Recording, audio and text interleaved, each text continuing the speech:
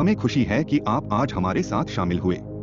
हमें विश्वास है कि परमेश्वर के वचन में हमारे साथ बिताया गया समय आपके लिए एक आशीर्वाद होगा और आपकी मदद करेगा। जब हम पवित्र शास्त्र के पन्नों को फिर से देखते हैं ताकि परमेश्वर की आत्मा हमें उसके वचन के द्वारा शिक्षा दे सके। तुम्हें पता है, वहाँ एक बाइबल अध्ययन कार्यक्रम है। इसीलिए मैं वही कह रहा हूँ जो मैंने अभी कहा। हम परमेश्वर के वचन को देखेंगे और परमेश्वर की आत्मा को उसके वचन के माध्यम से हमें शिक्षा देने देंगे। हम यह आशा नहीं कर रहे हैं कि परमेश्वर हमें कुछ सिखाएगा। आप जानते हैं, कुछ विचार स्वर्ग से हमारे कानों में प्रवाहित होंगे।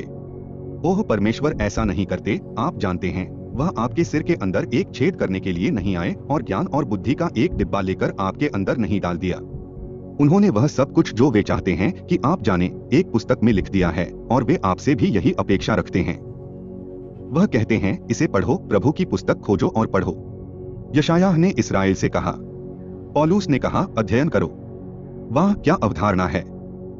कई साल पहले किसी ने मुझसे कहा था कि अपने चर्च में जाना बहुत ज्यादा काम है। मैंने कहा, बहुत ज्यादा काम है। आप कुछ भी नहीं करते, बस एक बेंच पर दिल के अचार पर एक गांठ की तरह बैठे रहते हैं। आपका क्या मतलब है? यह बहुत ज्यादा काम है। क्या कर डाले? उन्होंने कहा, नहीं नहीं, मेरा मतलब है कि आप बहुत ज्यादा पढ़ाई करते हैं। खैर, मैं बहुत अध्ययन जानता हूँ। सबोपदेशक कहता है कि यह शरीर के लिए थकावट है। परंतु आप जानते हैं कि परमेश्वर का वचन जीवित, प्रबल और दोधारी तलवार से भी अधिक पैना है। आप परमेश्वर के वचन का अध्ययन करना शुरू करते हैं और परमेश्वर का वचन आप में प्रभावशाली ढंग से कार्य करने लगता है। विश्वास करें कि परमेश्वर का वचन आपके लिए ऊर्जा और जीवन बन जाता है। यीशु ने कहा कि जो शब्द मैं तुमसे कहता हूँ वे उनके जीवन में आत्मा है। इसी प्रकार परमेश्वर अर्थात पवित्र आत्मा अपने वचन के द्वारा आपके जीवन में कार्य करता है। और इसलिए यह एक बाइबल अध्ययन कार्यक्रम है और बाइबल हमारा पूर्ण, संपूर्ण, अंतिम अधिकार है। यीशु ने, न कि पौलुस ने, रोमियो से गलत प्रश्न पूछा। रोमियो 4। पवित्र शास्त्र क्या कहता है? और वही अंतिम प्राधिकारी है। अब जब आप ऐसा करते हैं और आप उस तरह से सिखाते हैं और आप विश्वास और व्यवहार के सभी मामलों में किंग जेम्स बाइबल को अपना पूर्णतः अंतिम अधिकार बनाते हैं, तो कोई न कोई आएगा और आपको बुरा भला कहेगा। वे आपको ग्रंथ पूजक कहना चाहते हैं। वह ऐसा व्यक्ति है जो परमेश्वर की आराधना करने के बजाय बाइबल की आराधना करता है। और यह एक अपमानजनक शब्द है जिसका उपयोग लोग बाइबल में विश्वास करने वालों का उपहास करने के लिए करते हैं, जो लोग परमेश्वर के वचन को अपनी परंपरा से अधिक, अपने अनुभव से अधिक, अपनी विद्वता से अधिक, अपने संगठन से अधिक महत्व देते हैं। अब केवल एक ही ईसाई चर्च है जो पवित्र माता चर्च होने का दावा करता है। और वह चर्च कहता है, ठीक है, हमने तुम्हें बाइबल दे दी, इसलिए हम अधिकारी हैं। क्योंकि हमारे बिना आपके पास बाइबल नहीं होती। अतः बाइबल वास्तव में हमारे अधिकार के अधीन है।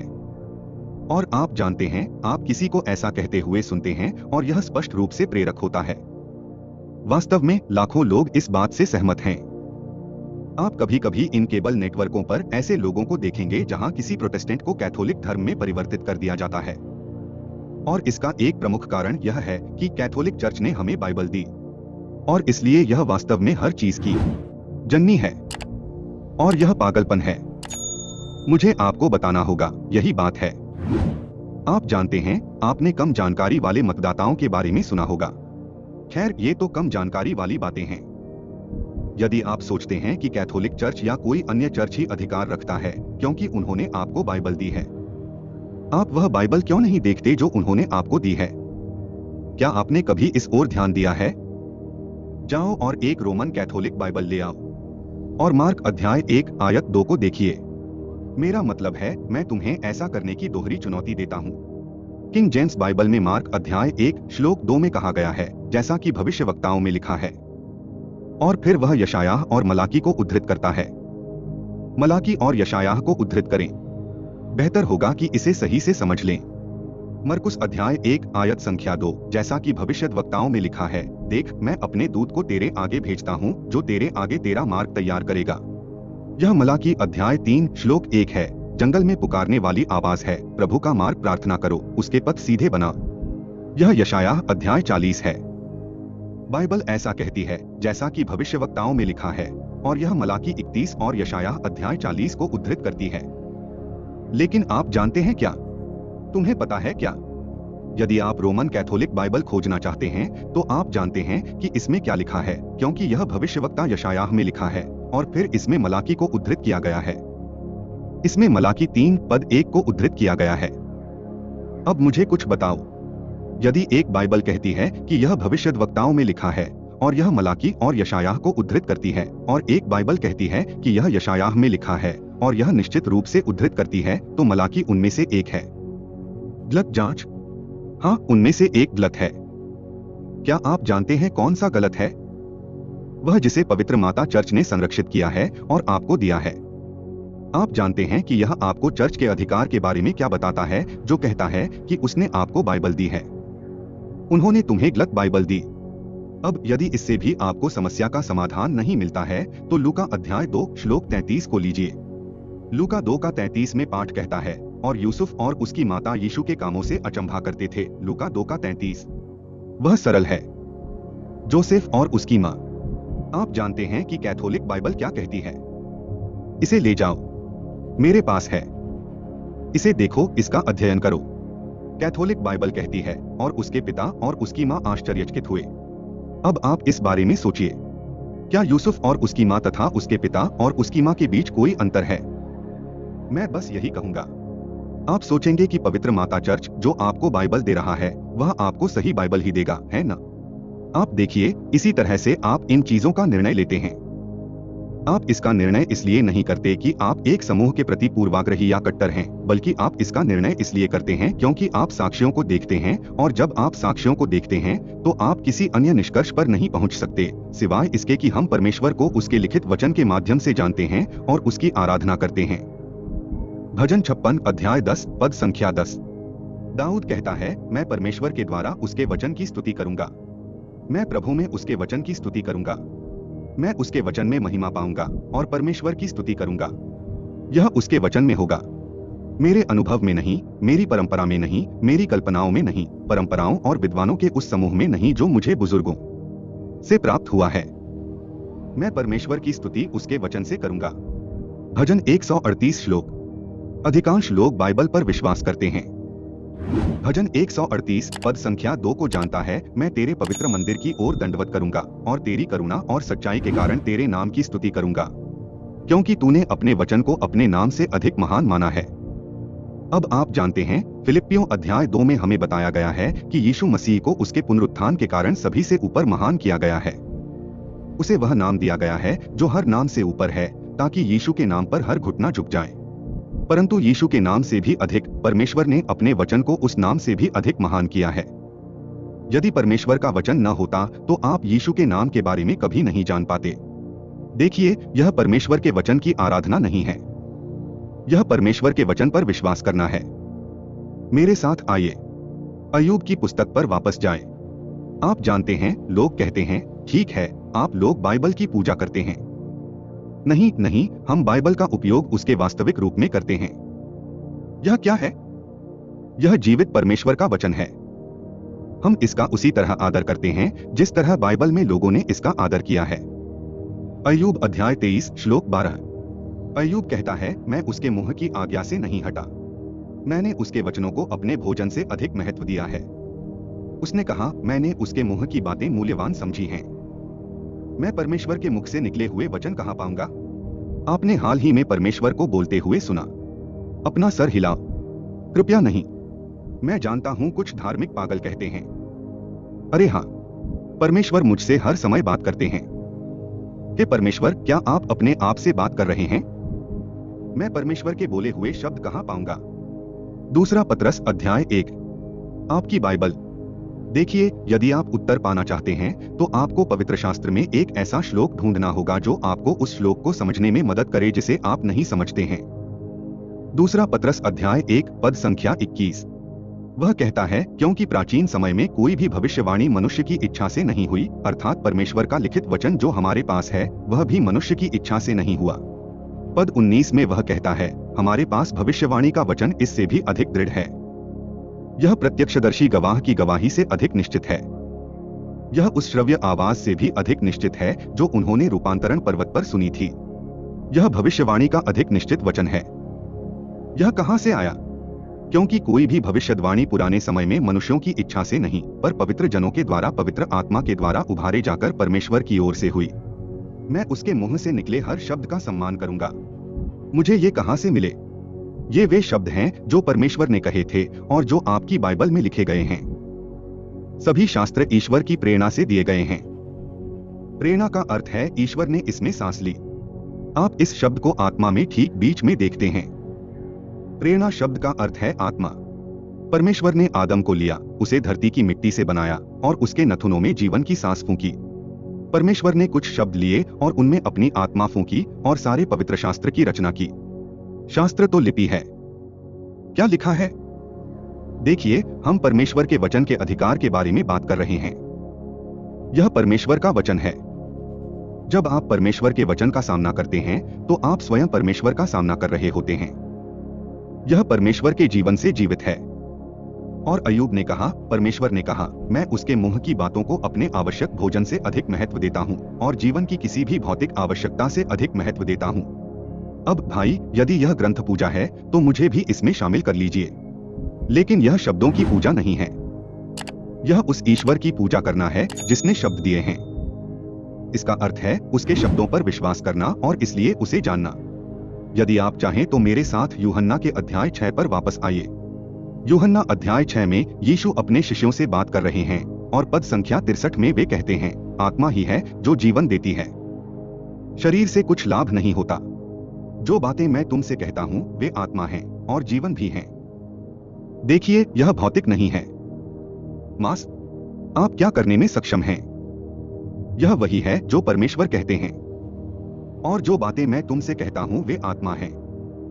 जिस तरह से परमेश्वर की आत्मा आपके जीवन में काम कर सकती है, वह किसी ऐसे ढोंग के माध्यम से नहीं है जिसमें आप रोते हैं और परमेश्वर से प्रार्थना करते हैं और कहते हैं कि आपके लिए यह या वह अगला काम कर दें, और ऊपर देखते हैं और स्वर्ग की वेंडिंग मशीन में थोड़ा सा सिक्का डालते हैं और सही लीवर खींचते हैं और परमेश्वर कुछ नीचे गिरा देता है। यह कोई पागलपन वाली बात नहीं है जहां कोई उपदेशक कहता है कि आग गिर रही है, आप समझ रहे हैं, और यह गौरवशाली हवा में बह गया और हम पर प्रहार किया और हमें। ऐसा नहीं है कि परमेश्वर की आत्मा आपके जीवन में उसके द्वारा लिखे गए कुछ शब्दों के माध्यम से कार्य करती है। यह उनकी प्रेरणा से दिया गया है। परमेश्वर ने उसकी आत्मा को लिया और उसे कुछ शब्दों में डाल दिया, उसे इतिहास द्वारा संरक्षित बाइबल में लिख दिया और उसे आपके और मेरे लिए आपकी भाषा में डाल दिया। और वे वहां हैं और वे सत्य के शब्द हैं। और यदि आप चाहते हैं कि परमेश्वर का आत्मा आपके जीवन में कार्य करे तो वह अपने वचन, आपके शरीर, आपके भौतिक रूप के माध्यम से कार्य करता है। आप अपने संसाधनों से जो कुछ भी करते हैं उसका कोई मूल्य नहीं है। यह आत्मा ही है जो जीवन देती है और वह ऐसा अपने वचन के द्वारा करता है। अब यदि आप प्रथम थिस्सलुनीकियों के अध्याय 2 को देखें तो आपको उसके साथ एक अन्य श्लोक भी मिलेगा। प्रथम थिस्सलुनीकियों अध्याय 2 पद 13। इसी कारण परमेश्वर का धन्यवाद लगातार करो कि जब तुमने हमारे द्वारा परमेश्वर का वचन सुना तो उसे मनुष्यों का नहीं परंतु ऐसा ग्रहण किया जैसा वह है। परमेश्वर का वचन तुम में जो विश्वास रखते हो प्रभावशाली ढंग से कार्य करता है। आप देखिए, जो चीज एक विश्वासी के आंतरिक मनुष्य को ऊर्जा प्रदान करती है वह है परमेश्वर का वचन। अब इफिसियों 3 के 16 में पौलुस कहता है कि उसने हमें अपने आत्मा से हमारे भीतरी मनुष्यत्व में बलवंत किया है। तो फिर मैं परमेश्वर की आत्मा को जो एक विश्वासी के रूप में मुझ में है कैसे प्राप्त करूं जिससे कि वह मेरे भीतर के मनुष्यत्व को मजबूत करे? उसका वचन तुम में जो विश्वास करते हो प्रभाव डालता है। आप देखिए, परमेश्वर का वचन ऊर्जा बन जाता है जो आपके जीवन में परमेश्वर की आत्मा की ऊर्जा देने वाली शक्ति बन जाती है। जब आप इस पर विश्वास करते हैं, जब आप इस पर भरोसा करते हैं, जब आप इसे सभी चीजों से ऊपर मानते हैं। इसलिए हम जानते हैं कि हम परमेश्वर की आराधना उसके वचन के द्वारा करते हैं। हम उसके वचन पर विश्वास करते हैं और जब हम प्रभु यीशु मसीह को जानते हैं और उसकी आराधना करते हैं तो हम उसे इसी तरह जानते हैं। यीशु ने यूहन्ना 5 के 39 में कहा था, पवित्र शास्त्र में खोजो क्योंकि वह वही है जो मेरी गवाही देता है। आप उसे जानना चाहते हैं, आप उसे किताब में पाएंगे। पौलुस ने कहा, अपने आप को परमेश्वर का ग्रहण योग्य और ऐसा काम करने वाला ठहराने का प्रयत्न कर जो लज्जित होने न पाए और जो सत्य के वचन को ठीक रीति से बांटे। आप चाहते हैं कि आपको शर्म न आए। आपको सत्य वचन का अध्ययन करने की आवश्यकता है।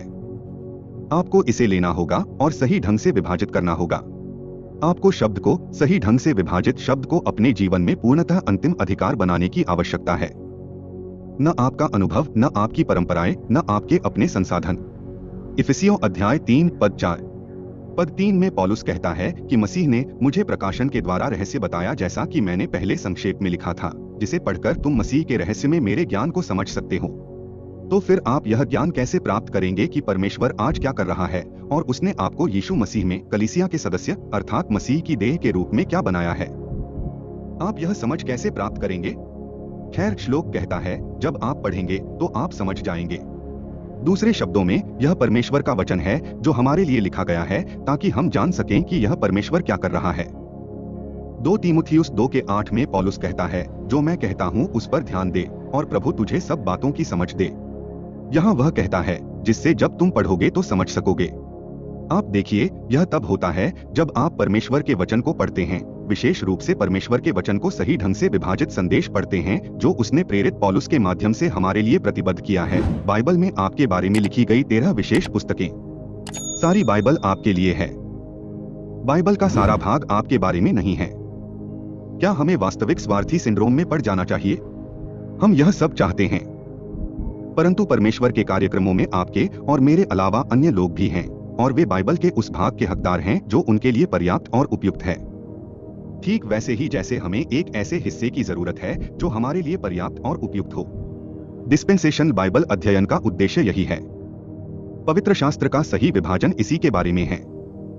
इस तरह आप परमेश्वर के वचन को पूर्णतः अंतिम अधिकार बना देते हैं। इसका मतलब यह नहीं है कि आप बाइबल का कुछ हिस्सा बाहर फेंक दें।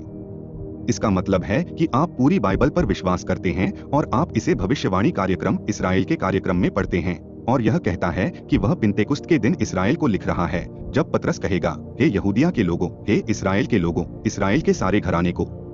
जब वह ऐसा कहेंगे तो आप यह नहीं कहेंगे कि यह इस्राएल नहीं है, यह इस्राएल है। मैं जानता हूँ, आप जानते हैं, लोग बाइबल पर विश्वास करने का दावा करते हैं। वे प्रेरितों के काम के अध्याय 1 में जाएंगे और कहेंगे, तुम्हें पता है, तुम्हें यरूशलेम, यहूदिया, सामरिया और दुनिया के अन्य भागों में गवाह बनना है। वे कहेंगे, यरूशलेम तुम्हारा गृहनगर है और सामरिया, जो यरूशलेम के आसपास का शहर है, वह तुम्हारा गृहनगर नहीं है। यरूशलेम यरूशलेम में है। यरूशलेम इजराइल की भूमि संयुक्त राज्य अमेरिका में है। यह अफ्रीका में नहीं है, यह दक्षिण अमेरिका में नहीं है, यह यूरोप में नहीं है, यह इस्राएल देश में है। मुझे कैसे पता चलेगा? मैं एक नक्शा लेता हूं और उसे देखता हूं। तो यह उनका गृहनगर था। क्या अध्याय 1 में वहां खड़े किसी भी व्यक्ति का गृहनगर नहीं था? ठीक है, यदि आप में प्रेरितों के काम अध्याय 1 पद संख्या 9 को पढ़ने की थोड़ी भी क्षमता है, तो स्वर्गदूत उन लोगों की ओर देखता है जिनसे यीशु ने बात की थी। वे उसे ऊपर चढ़ते देखते हैं। पद 910 और 11 में स्वर्गदूत उससे पूछता है, हे गलीली लोगों, तुम क्यों हो? तुम क्यों खड़े होकर स्वर्ग की ओर देख रहे हो? देखो, स्वर्गदूत जानता था कि वे कहां से थे। वे गलील से थे। गैलीली उत्तर दिशा में है, वे दक्षिण में हैं। जब आप दक्षिण में होते हैं और आप उत्तर से होते हैं, तो वे अपने गृहनगर से नहीं थे, यरूशलेम में नहीं थे। उनका गृहनगर गलील में था। देखिए, जब आप लोगों से कहते हैं कि यरूशलेम आपका घर है, तो आप ऐसा नहीं करते। आपने लोगों को सिखाया कि बाइबल पर विश्वास न करें, बाइबल का उपयोग करें, लेकिन बाइबल पर विश्वास न करें। इसलिए जब आप प्रेरितों के काम के अध्याय 2 में जाते हैं और वह कहता है, हे यहूदियों, हे इस्राएलियों, ये बातें सुनो कि इस्राएल का सारा घराना जानता है। लोग कहते हैं, यह वास्तव में इस्राएल नहीं है, यह हम हैं। नहीं, आप जानते हैं यह क्या है? यह विश्वास नहीं है। इसीलिए लोग उन लोगों के बारे में चिंतित रहते हैं जो बाइबल को ही अंतिम प्रमाण मानते हैं।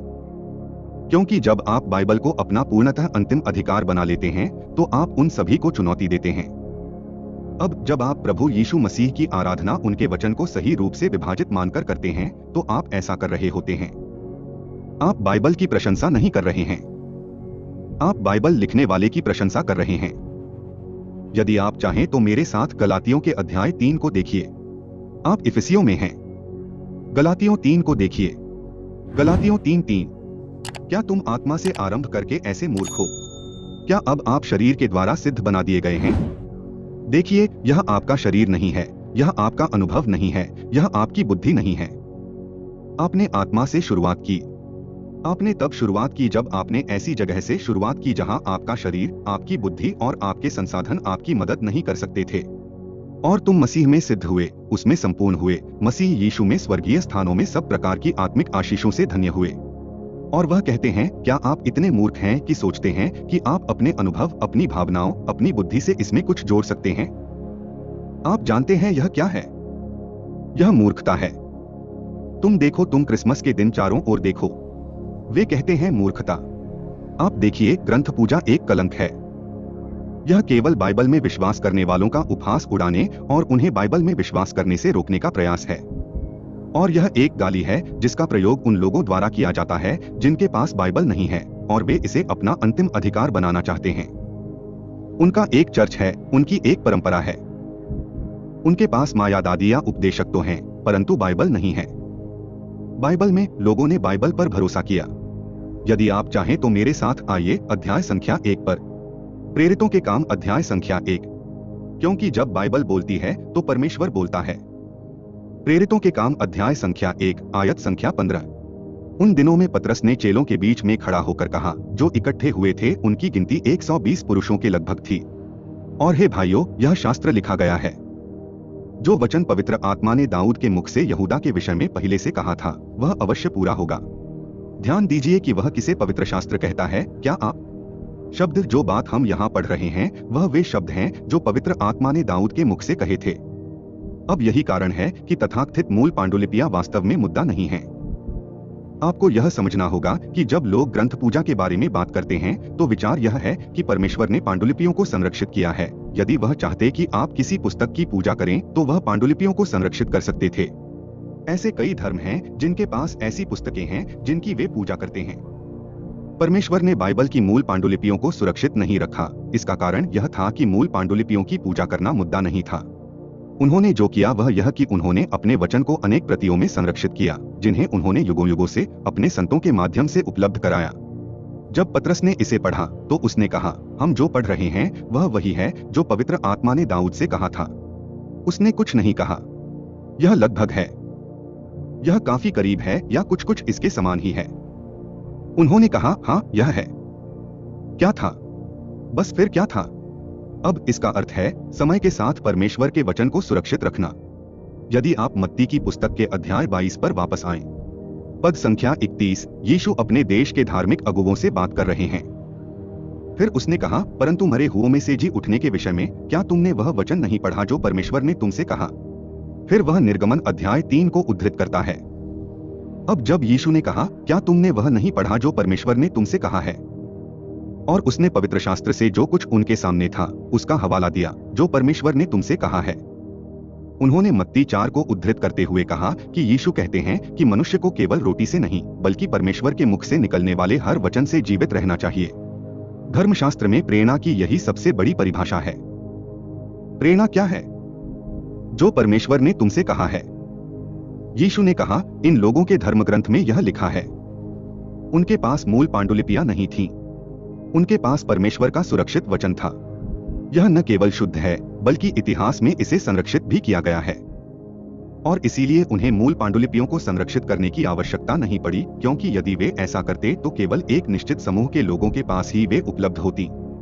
वर्षों से लोग आपको यह कहानी सुनाते आ रहे हैं कि ये पुरानी पांडुलिपियां सिनाइटिकस और वेटिकन सर्वोत्तम हैं। सिनाइटिकस की पांडुलिपि सदियों तक अज्ञात रही, वह वेटिकन पुस्तकालय में छिपी रही। आज भी वे लोगों को इसे ज्यादा देखने नहीं देते। आप जानते हैं, आप इसे प्राप्त करके इसका अध्ययन नहीं कर सकते। क्यों? क्योंकि यह सिर्फ एक है। आप इसे गुना करें। आप देखिए, मूर्ति पूजा तब अस्तित्व में रहती है जब आप परमेश्वर के वचन की महिमा नहीं करते, तब नहीं जब आप उसकी महिमा करते हैं। और जब आप परमेश्वर के वचन को लेते हैं और उस पर विश्वास करते हैं और उसे सही ढंग से विभाजित करते हैं और फिर आप उसे अपने जीवन में प्रभावी रूप से कार्य करने देते हैं ताकि आपका जीवन रूपांतरित हो जाए, क्योंकि आप उस पर विश्वास करते हैं। यह ग्रंथ पूजा नहीं है। यह बाइबल पर विश्वास करने वाला ईसाई धर्म है। इसके बारे में सोचो। अगली बार तक, मरनाथा।